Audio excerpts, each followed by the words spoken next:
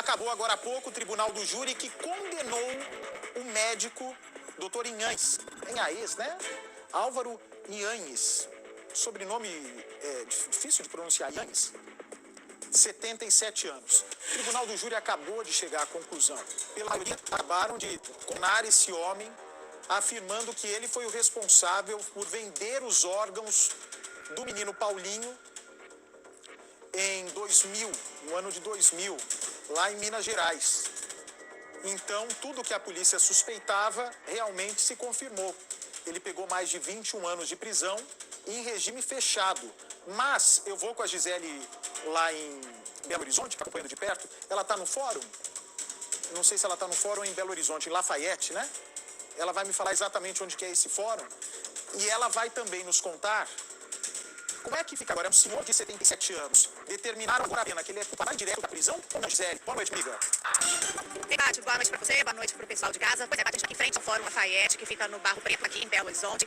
Esse julgamento acabou agora há pouco. E o médico Álvaro Inhanes foi condenado a 21 anos e 8 meses de prisão em regime fechado. Ele foi condenado por participar da cirurgia de retirada dos órgãos de Paulo Pavese, depois que ele caiu de uma altura de 10 metros no prédio onde morava, na cidade de Poços de Caldas, que fica no sul de Minas Gerais, a 420 quilômetros aqui da capital mineira.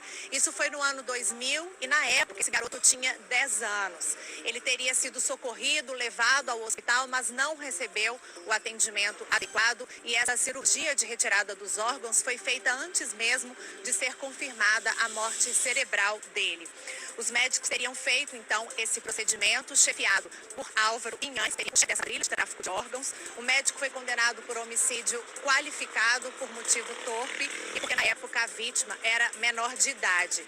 A decisão ainda cabe recurso, Bate, mas o juiz Daniel Chaves não autorizou que esse médico responda em liberdade. Ele tem 77 anos, ele participou dessa audiência à distância diretamente de São Paulo, apenas os advogados dele compareceram aqui ao fórum e o juiz determinou a expedição imediata de um mandado de prisão contra ele.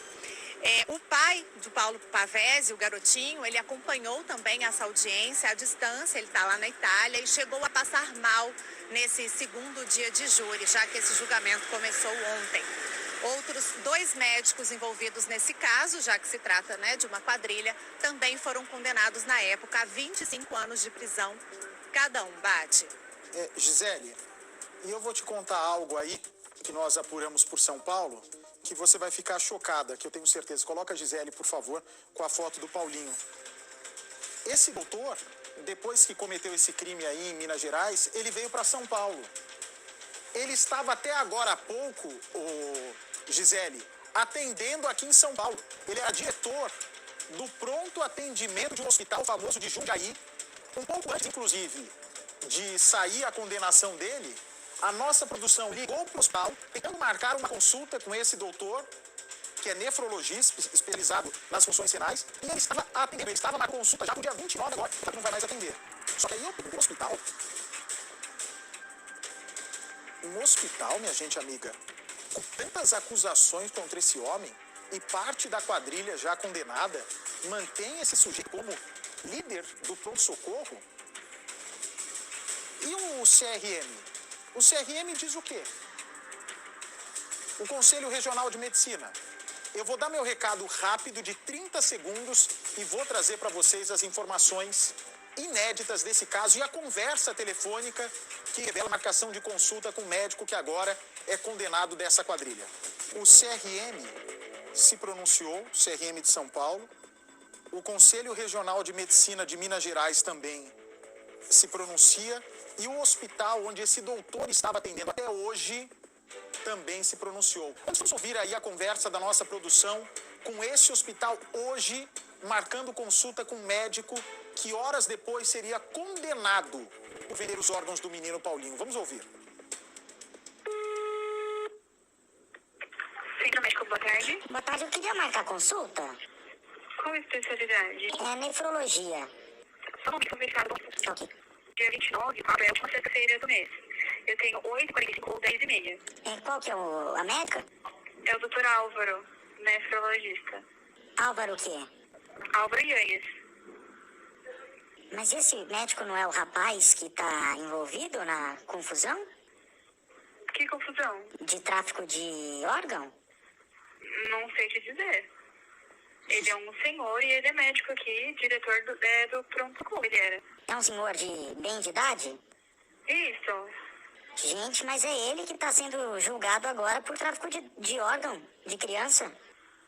Eu não sei te dizer, moço. Ele trabalha aí faz tempo? Sim, faz tempo, 6 anos. Caramba! Tá, quando que é a consulta, por favor? 29/4, 8h45 ou 10h30. 29/4, cai numa Sexta-feira. sexta-feira. E é particular, é plano? Não, é pelo seu convênio da... Pasmem. Pasmem. A assistência de acusação diz que em Poços de Caldas, onde os órgãos do menino foram roubados, teve mais transplante de órgão em uma determinada época do que a capital, Belo Horizonte. E esse hospital diz o seguinte: o Hospital Santa Elisa vem a público trazer os esclarecimentos. Está presente em Jundiaí há mais de 50 anos. O doutor Álvaro é um dos muitos médicos plantonistas em nosso pronto-socorro, atuando em plantões em alguns dias do mês exclusivamente em atendimento clínico, sem qualquer atuação cirúrgica ou função de coordenação. Ora, o hospital então sabia o tipo de gente que estava botando para atender o povo. Sua atuação no hospital foi precedida de comprovação de sua válida inscrição perante o CRM e de ausência de qualquer condenação perante o órgão de classe ou justiça. A acusação oferecida pelo Ministério Público narra fatos ocorridos há mais de 20 anos, sem qualquer relação com esse hospital de Jundiaí, sendo que até a data de hoje aguardava julgamento. Com a conclusão do julgamento, conforme informa a imprensa, o hospital comunica o imediato afastamento do doutor Álvaro por prazo indeterminado, ou seja, aparentemente está rescindido o contrato, está demitido o médico desse Hospital Santa Elisa de Jundiaí. Eu não sei com tanta evidência como esse hospital manteve até hoje. Fico com medo de imaginar quem passou por atendimento com esse homem. Se o tribunal do júri está dizendo que ele foi capaz de vender os órgãos do menino 20 anos atrás, o juiz foi intimidado, o pai do menino fugiu para a Itália com medo, e agora o CRM. Eu fico espantado com a morosidade do CRM brasileiro. Olha aqui, que é o Conselho Regional de Medicina. Sobre o médico em questão, não chegou nenhuma denúncia em relação ao profissional. Oi? Como assim não chegou nenhuma denúncia? Já é notório pela imprensa? Basta uma pesquisa rápida em buscador na internet para descobrir a história do homem? O Conselho não aceita denúncias anônimas. Quando uma denúncia chega ao CREMESP, é aberta uma sindicância.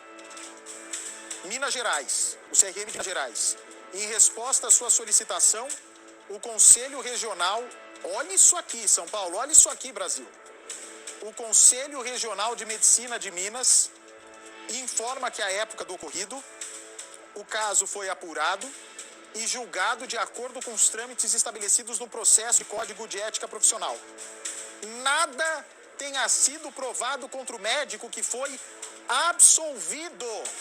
O médico condenado agora por tráfico de órgãos tem o registro regular no CRM de Minas Gerais e atendia no principal hospital de Jundiaí. E agora, 20 anos depois, será que esse homem fez mais vítimas? Porque foi condenado pela justiça brasileira. O tempo vai dizer, a gente vai acompanhar de perto.